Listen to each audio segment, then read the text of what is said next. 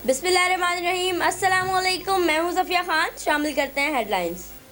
पूरा कराची डूब चुका। बरसात में कराची के साबिक मेयर पीपल्स पार्टी पर बरस पड़े। मुस्तफ़ा कमाल बोले, पीपी कराची पर कब्जा करना चाहती है मगर पाक सरजमीन पार्टी ऐसा होने नहीं देगी।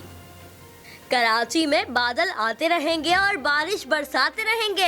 महकमा मौसमियात ने कराची वालों को खबरदार कर दिया। बारिश होते ही रवायत बरकरार के इलेक्ट्रिक के 45 फीडर स्ट्रिप कर गए।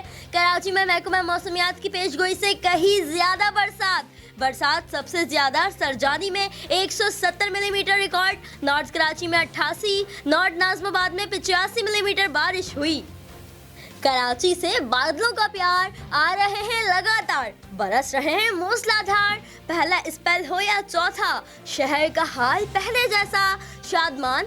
North Karachi, new Karachi, KDA Chowrangi, north Nazimabad, Shah Faisal colony में भी तबाही फिर गई। हर तरफ पानी ही पानी, नाले उबल पड़े तो कहीं घरों में पानी दाखिल हो गया।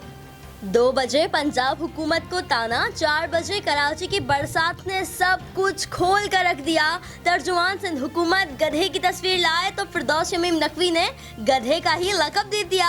बोले, सर्विस डिलीवरी पर कोई तवज्जो नहीं, कोई शर्म होती है, कोई हया होती है। मजीद बोले, सारे गधों को तकलीफ हो रही है, गधा चोरी करके पकड़ा जाता है।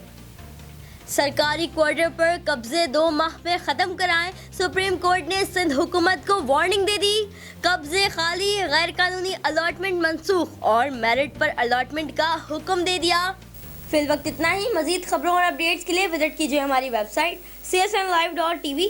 इसके अलावा आप हमें फेसबुक और ट्विटर पर भी ज्वाइन कर सकते हैं। देखते रहिए CSN।